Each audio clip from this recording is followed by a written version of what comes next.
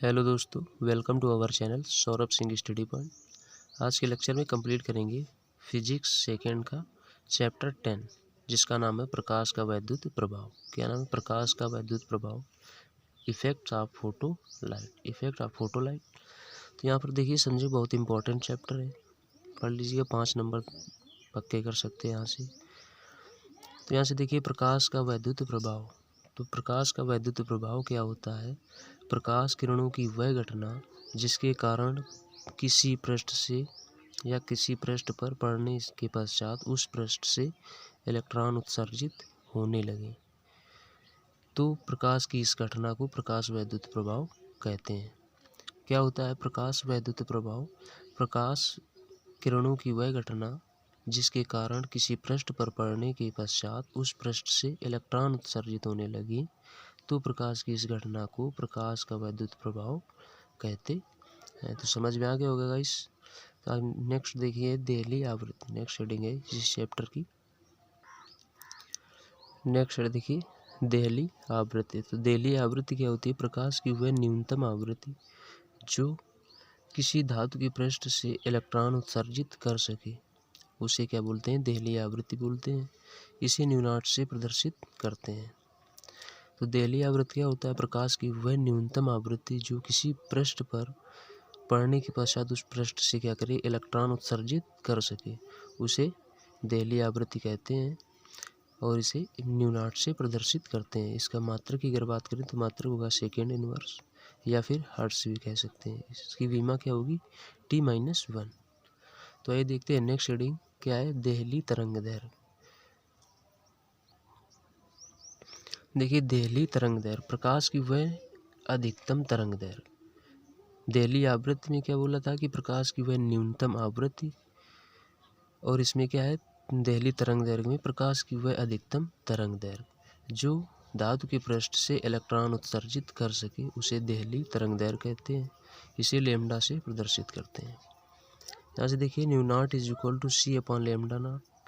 तो यहाँ से अगर देहली तरंग दैर्घ्य लैम्ब्डा नॉट निकालेंगे तो यहाँ से lambda naught is equal to C upon nu naught निकल के आ जाएगा। ये इसका फार्मूला होगा। और इसकी मात्रक की अगर बात करें तो देखिए सी क्या है? प्रकाश की चाल है, तो इसका मात्रक होगा क्या? मीटर पर सेकेंड। और यहाँ से न्यू नॉट का मात्रक हो जाएगा सेकेंड इनवर्स। तो यहाँ से देखिए सेकेंड से सेकेंड कैंसिल आउट हो जाएगा, तो क्या बचेगा? मीटर। तो तरंग दैर्घ्य क्या है? दूरी है जिसका मात्रक मीटर होगा या फिर एंगस्ट्रॉम, विमा एल होगी। तो गाइस वीडियो अगर हेल्पफुल लगता है तो वीडियो को लाइक करें और चैनल को सब्सक्राइब कर लें और साथ ही साथ बेल आइकन को भी प्रेस कर लें। आइए देखते हैं नेक्स्ट हेडिंग क्या है। देखिए नेक्स्ट हेडिंग है कार्यफलन। कार्यफलन क्या होता है? प्रकाश की वह न्यूनतम ऊर्जा जो किसी पृष्ठ से इलेक्ट्रॉन उत्सर्जित कर सके, वह कार्यफलन कहलाता है। इसे W0 से प्रदर्शित करते हैं। देखिए यहाँ से एक चीज़ तो सब में कॉमन, देहली आवृत्ति में प्रकाश की वह न्यूनतम आवृत्ति जो किसी पृष्ठ से इलेक्ट्रॉन उत्सर्जित कर सके। देहली तरंग दैर्घ्य में क्या पढ़ा कि प्रकाश की वह अधिकतम तरंग दैर्घ्य जो किसी पृष्ठ से इलेक्ट्रॉन उत्सर्जित कर सके। अब इसमें देखिए कार्यफलन, तो प्रकाश की वह न्यूनतम ऊर्जा जो किसी पृष्ठ से इलेक्ट्रॉन उत्सर्जित कर सके, तो इलेक्ट्रॉन पृष्ठ पर पड़ने से इलेक्ट्रॉन उत्सर्जित कर सके। बस इतना याद रखना है कि देहली आवृत्ति में प्रकाश की वह न्यूनतम आवृत्ति, देहली तरंग दैर्घ्य में क्या याद रखना है? प्रकाश की वह अधिकतम तरंग दैर्घ्य। और इसी प्रकार कार्यफलन में प्रकाश की वह न्यूनतम ऊर्जा जो किसी पृष्ठ से इलेक्ट्रॉन उत्सर्जित कर सके, वह कार्यफलन कहलाता है। इसे W0 से प्रदर्शित करते हैं। तो आइए देखते हैं इसका फार्मूला क्या होता है। देखिए इसका फार्मूला होता है W0 is equal to H into nu naught, और इसका मात्रक क्या होता है? जूल। क्योंकि कार्य का मात्रक होता है जूल, तो इसका भी मात्रक क्या होगा? जूल। और यहाँ से H की वैल्यू होती है, H की जो वैल्यू दी रहेगी वो कितनी होगी?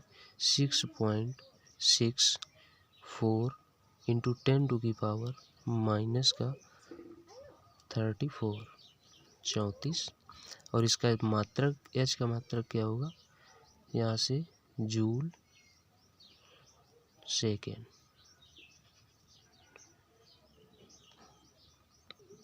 और यहाँ पर ये एच है क्या है, इसको बोलते हैं प्लांक नेतांक। प्लांक नेतांक है ये एच। तो यहाँ से देखिए, अगर हम H is equal to Planck नेतांक निकालें तो यहाँ से क्या आ जाएगा, H is equal to W nought upon में न्यू नॉट। यहाँ देखिए एच क्या है, प्लांक नेतांक। प्लांक नेतांक इज इक्वल टू, यहाँ से क्या निकल गया है, कार्यफलन, और अपान में क्या है, डेली आवृत्ति। देहली आवृत्ति। अगर इसकी मात्रक की बात करें प्लांक नेतांक की, तो मात्रक यहाँ से देखिए, कार्यफलन का मात्रक होगा जूल, और अपान में देहली आवृत्ति का मात्रक सेकेंड इनवर्स। ये निकल के आ जाएगा यहाँ से प्लांक नेतांक का मात्रक। अब इसकी विमा की अगर बात करें, यहाँ से इसकी विमा भी निकाल लेंगे। विमा इज इक्वल टू, देखिए जूल की विमा होगी ml2 T-2, और अपान में सेकेंड इनवर्स की विमा T-1। ये ऊपर जाएगी, क्या होगी, ये प्लस की हो जाएगी, तो यहाँ से निकल के आ जाएगी विमा ml2 T-, ये देखिए माइनस का 2 एक, ये ऊपर जाएगी, ये प्लस की हो जाएगी, तो यहाँ से माइनस का 1 ही बचेगी। एक देखिए और यहाँ से एक फार्मूला निकलता है, काइनेटिक एनर्जी। क्या है, एनर्जी है, काइनेटिक एनर्जी है। यहाँ से kinetic energy is equal to E और वी नॉट, जहाँ पर वी नॉट क्या है, निरोधी विभव है।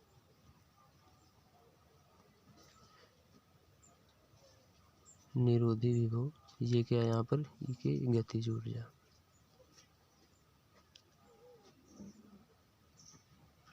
गतिज ऊर्जा है। आइए नेक्स्ट देखते हैं प्रकाश वैद्युत प्रभाव के नियम। अब देखिए प्रकाश वैद्युत प्रभाव के नियम, तो दो वैज्ञानिक थे, एक जिनका नाम था लेनार्ड और मिल्टन, जिनके अनुसार इन्होंने निम्न नियम दिए प्रकाश वैद्युत के बारे में। तो इसका देखिए फर्स्ट नियम है, क्या दिया, किसी धातु की पृष्ठ से इलेक्ट्रॉनों की उत्सर्जन की दर प्रकाश की तीव्रता की अनुक्रमानुपाती होता है। तो क्या बताया, लेनार्ड और मिल्टन ने बताया कि किसी धातु की पृष्ठ से इलेक्ट्रॉनों की उत्सर्जन की दर है जो, वो प्रकाश की तीव्रता के अनुक्रमानुपाती होते हैं। और सेकेंड नियम में बताया कि उत्सर्जित प्रकाश जो इलेक्ट्रॉन की अधिकतम गतिज ऊर्जा है, आपतित प्रकाश की तीव्रता पर निर्भर नहीं करती है। क्या चीज़, इलेक्ट्रॉन की अधिकतम गतिज ऊर्जा है जो आपतित प्रकाश की तीव्रता पर निर्भर नहीं करती है। और यहाँ से थर्ड नंबर नियम दिया उन्होंने, क्या बताया कि प्रकाश की तीव्रता आवृत्ति के बढ़ने पर बढ़ती है। प्रकाश की जो तीव्रता होती है आवृत्ति के बढ़ने पर बढ़ती है। और नेक्स्ट नियम देखिए, यहाँ से फोर्थ नंबर नियम बताया इन्होंने। यहाँ से देखिए, यदि आपतित प्रकाश की आवृत्ति एक न्यूनतम मान से कम है तो क्या होगा कि पृष्ठ से कोई इलेक्ट्रॉन उत्सर्जित नहीं होगा। कैसे, यदि आपतित प्रकाश की आवृत्ति है जो एक न्यूनतम मान से कम हो जाती है तो फिर उस पृष्ठ से कोई भी इलेक्ट्रॉन उत्सर्जित नहीं होगा।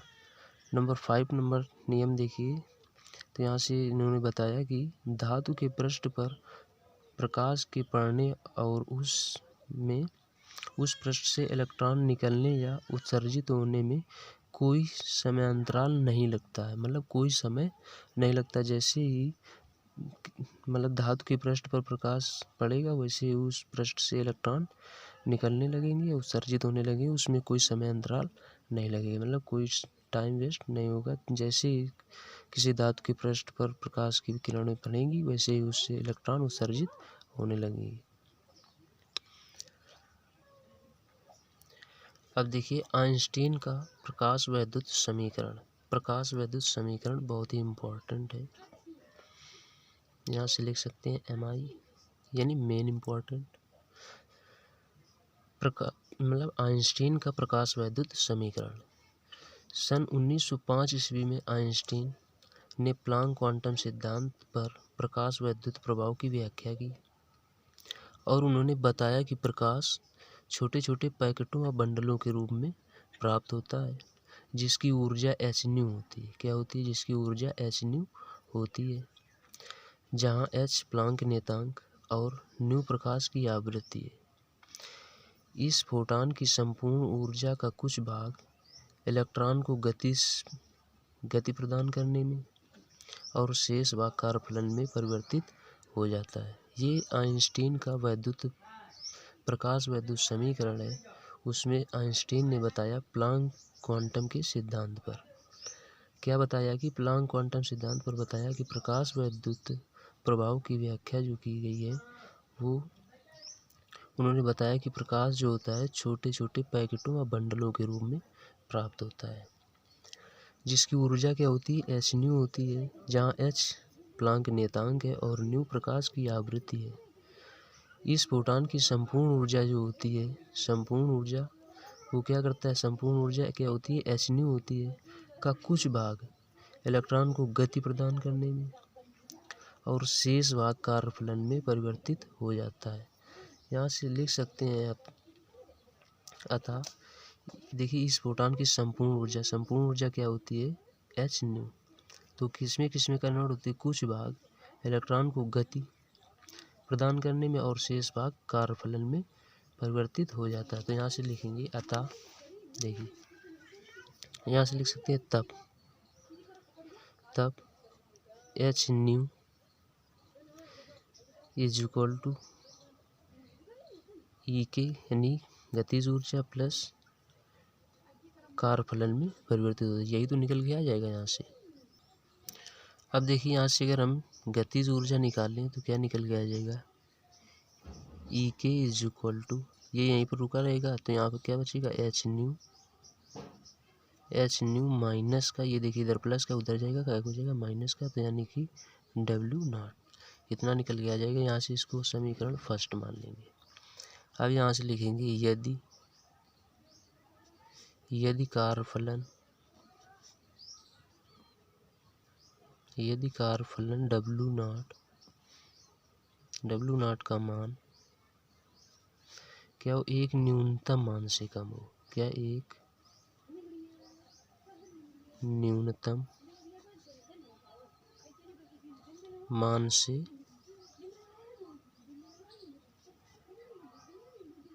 कम है तो उस पृष्ठ से कोई इलेक्ट्रॉन उत्सर्जित नहीं होगा। उस पृष्ठ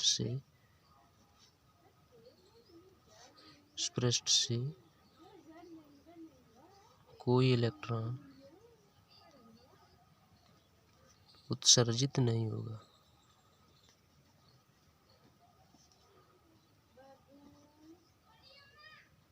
कोई इलेक्ट्रॉन उत्सर्जित नहीं होगा। यहाँ से लिखेंगे अतः W0 है जो h के कम से कम बराबर तो होनी चाहिए, तभी इलेक्ट्रॉन उत्सर्जित होंगे। अगर इससे कम है तो फिर वहाँ पर इलेक्ट्रॉन उत्सर्जित नहीं होंगे। तो यहाँ से W0 is equal to h0 इतना आ जाएगा। अब जहाँ से लिखेंगे W0 का, यहाँ से लिखेंगे W0 का मान समीकरण 1 में रखने पर, देखिए यहाँ से जब W0 का मान समीकरण 1 में रखेंगे तो समीकरण 1 क्या है? गतिज ऊर्जा is equal to h minus का W0। तो W0 की जगह क्या लिखेंगे? h0। तो यहाँ से निकल के आ जाएगा E is equal to h minus, अब यहाँ पर देखिए W0 की जगह क्या लिख देंगे? h0। तो यहाँ से आया h0 इतना निकल के आ जाएगा। अब इसमें देखिए h दोनों में कॉमन है तो ये कॉमन मिल जाएगा। तो यहाँ से लिखेंगे गतिज ऊर्जा E is equal to h दोनों में से कॉमन ले लेंगे तो यहाँ पर अंदर बचेगा न्यू माइनस न्यू नॉट, इतना निकल के आ जाएगा। अब देखिए चूंकि गतिज ऊर्जा इज इक्वल टू होता है, यहाँ से लिख सकते हैं E K is equal to half M V square. तो यहाँ पर वी जो वेग है ये क्या होगा, मैक्सिमम होगा, वेग मैक्सिमम रहेगा। तो यहाँ से E K is equal to half M V max square, इतना निकल के आ जाएगा। तो इसकी जगह ये वैल्यू रखेंगे, तो यहाँ से लिखेंगे half M V max square is equal to H bracket में न्यू माइनस न्यू नॉट, इतना निकल के आ जाएगा। और यही होगा आइंस्टीन का प्रकाश वैद्युत समीकरण। आइंस्टीन का प्रकाश वैद्युत समीकरण यही है। तो अब समझते हैं आगे। देखिए फोटॉनों के कुछ महत्वपूर्ण अभिलक्षण। क्या है, फोटॉनों के कुछ महत्वपूर्ण अभिलक्षण। तो इसमें देखिए सबसे पहला नंबर अभिलक्षण क्या है, किसी भी स्रोत से विकिरण फोटॉन, जो विकिरण फोटॉन के रूप में उत्सर्जित होते हैं, जो एक सरल रेखा में प्रकाश की चाल 3 × 10⁸ मीटर पर सेकेंड के वेग से चलती है। देखिए यहाँ से सेकेंड नंबर जो है, उत्सर्जित सभी फोटॉन जो होते हैं उनकी ऊर्जा क्या होगी, एच न्यू, क्या होगी, एच न्यू होगी। या फिर यहाँ से देखिए चूंकि लिख सकते हैं nu is equal to C upon lambda होता है, nu is equal to C upon lambda होता है। तो यहाँ से कह सकते हैं कि या फिर एच सी अपान लेमडा होती है। तो यहाँ से देखिए थर्ड नंबर है, फोटॉन की जो होती है निर्वात में भी चाल कितनी होती है, 3 × 10⁸ मीटर पर सेकेंड चाल होती है निर्वात में भी, या फिर कोई माध्यम हो उसमें भी 3 × 10⁸ मीटर पर सेकेंड से चलता है। देखिए यहाँ से फोर्थ नंबर है, फोटॉन के एक माध्यम से दूसरे माध्यम में जाने पर उसकी आवृत्ति तो अपरिवर्तित रहती है, मतलब उसकी आवृत्ति जो होगी उसमें कोई परिवर्तन नहीं होता है। जब भिन्न भिन्न माध्यमों में तरंग दैर्घ्य व चाल भिन्न भिन्न होती रहती है, मतलब जब फोटॉन जो होता है एक माध्यम से दूसरे माध्यम में जाएगा तो उसकी आवृत्ति जो होती है उसमें कोई परिवर्तन नहीं होता, जबकि तरंग दैर्घ्य व चाल में परिवर्तन हो जाता है।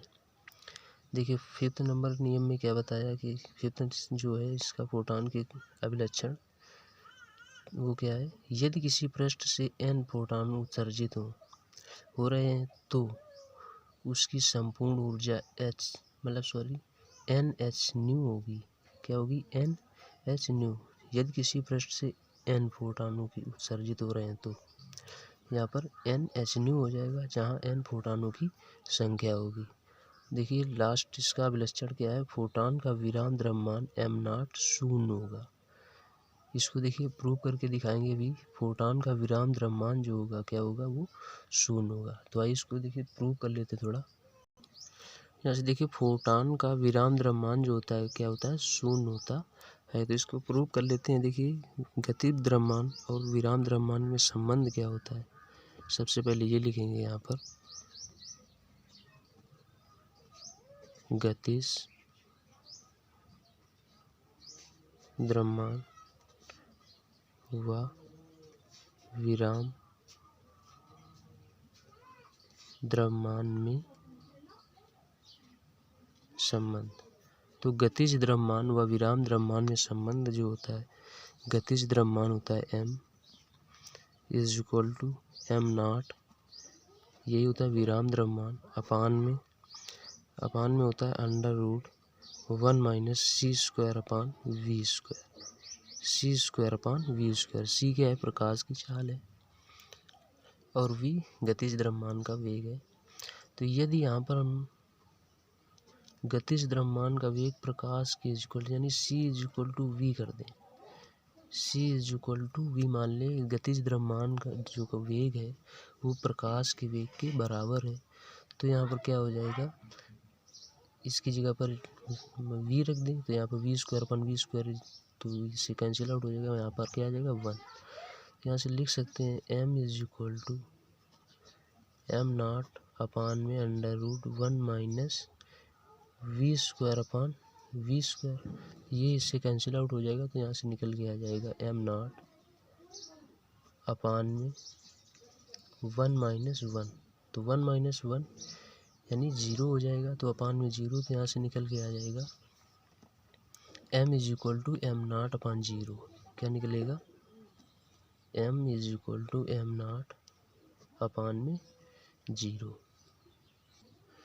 अब देखिए यहाँ से अगर हम m की वैल्यू निकालें तो इसमें m नॉट में अगर 0 का भाग देंगे तो m की वैल्यू जो आएगी क्या निकल के आ जाएगी? इन्फिनिटी।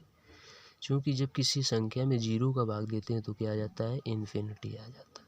तो जो गतिज द्रव्यमान है वो कितना रहेगा? इन्फिनिटी रहेगा फोटॉन। और फोटॉन का जो विराम द्रव्यमान होता है एम नॉट, तो एम नॉट निकालने के लिए देखिए इस 0 का इसमें हम अगर क्रॉस मल्टीपल हो जाएगा तो यहाँ से एम नॉट का मल्टीपल जब 0 में कराएंगे तो क्या आ जाएगा? 0। तो यहाँ से हम लिखेंगे M naught is equal to 0। यही तो फिफ्थ अभिलक्षण था फोटॉन की। जो अभिलक्षण था क्या बताया था? फोटॉन का विराम द्रव्यमान जो एम नॉट होता है वो 0 होता है। तो आइए देखते हैं नेक्स्ट हेडिंग। ये देखिए इस चैप्टर की लास्ट हेडिंग, इस पूरे चैप्टर की लास्ट हेडिंग है दी ब्रोगली तरंगदैर्घ्य के लिए व्यंजक। ये मुझे प्रूव करना है दी ब्रोगली के लिए व्यंजक। तो गाइस अगर वीडियो पसंद आए हो तो लाइक कर दें और चैनल को सब्सक्राइब कर लें, साथ ही साथ बेल आइकन को भी प्रेस कर लें। तो आइए समझते हैं दी ब्रोगली तरंगदैर्घ्य के लिए व्यंजक। तो सबसे पहले लिखेंगे यहाँ पर प्लांक ने क्वांटम। जो प्लांक नियतांक होता है प्लांक क्वांटम की, देखिए यहाँ से प्लांक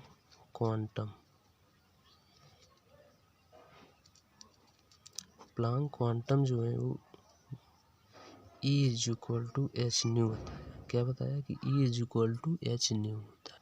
प्लांक ने बताया प्लांक क्वांटम सिद्धांत पर कि एक फोटॉन की जो ऊर्जा होती है वो किसके? एच न्यू के बराबर होती है। तो यहाँ पर देखिए E is equal to H nu, यहाँ से लिखेंगे चूँकि हम जानते हैं nu is equal to C upon lambda होता है, सी अपान लेमडा। अब देखिए इसकी जगह पर लिखेंगे अगर हम तो यहाँ से निकल के आ जाएगा E is equal to H into C upon lambda. यहाँ से इतना निकल के आ जाएगा, इसको समीकरण फर्स्ट मान लेंगे। अब यहाँ से लिखेंगे आइंस्टीन समीकरण। तो आइंस्टीन समीकरण क्या था? आइंस्टीन समीकरण होता है E is equal to M C square. E is equal to क्या होता है? M C square. इसको समीकरण सेकेंड नाम। अब यहाँ से लिखेंगे समीकरण 1 का मान समीकरण 2 में रखने पर, तो यहाँ से लिखेंगे समीकरण 1 का मान समीकरण 2 में रखने पर। तो समीकरण 1 का मान समीकरण 2 में जब रखेंगे तो यहाँ से आ जाएगा M C square is equal to S into C upon lambda. देखिए यहाँ से कितना निकल के आ जाएगा? M C square is equal to H C upon lambda, इतना निकल के आ जाएगा। अब यहाँ से देखिए इस एक सी से ये स्क्वायर कैंसिल आउट हो जाएगा तो यहाँ से निकल के आएगा M C is equal to H upon lambda. अब यहाँ से लिखेंगे चूँकि संवेग क्या होता है? संवेग P is equal to M V, यही तो होता है द्रव्यमान इंटू वेग, इसी को बोलते हैं संवेग। तो यहाँ से देखिए वेग यहाँ पर ये है, यहाँ पर भी तो ये वेग है यानी प्रकाश की चाल है यहाँ पर। तो इस यहाँ पर लिख सकते हैं यदि C is equal to V हो जाए तो क्या निकल के आ जाए? P is equal to M C. P is equal to यहाँ से एम सी निकल के आ जाएगा। तो इस एम सी की जगह पर हम क्या लिख देंगे? P। तो यहाँ से लिखेंगे P is equal to H upon lambda. P is equal to H upon lambda. तो मुझे दी ब्रोगली तरंग दैर्घ्य के लिए व्यंजक प्रूव करना था। तो दी ब्रोगली तरंग दैर्घ्य जो है यहाँ पर ये क्या है? लेमडा। तो यहाँ से जब लेमडा इज इक्वल टू निकालेंगे तो यहाँ से निकल के आ जाएगा lambda is equal to H upon P.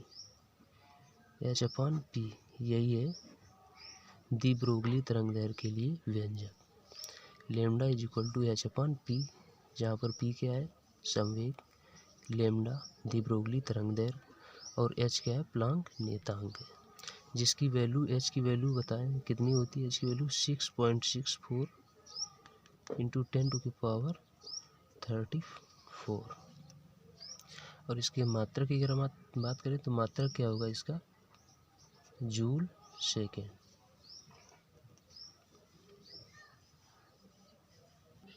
तो गाइस अगर पसंद आया हो, वीडियो हेल्पफुल लग रहा हो तो फिर वीडियो को लाइक कर दें फटाफट और चैनल को सब्सक्राइब कर लें, बेल आइकन को साथ साथ प्रेस कर लें। मिलते हैं नेक्स्ट लेक्चर में। थैंक यू, जय हिंद।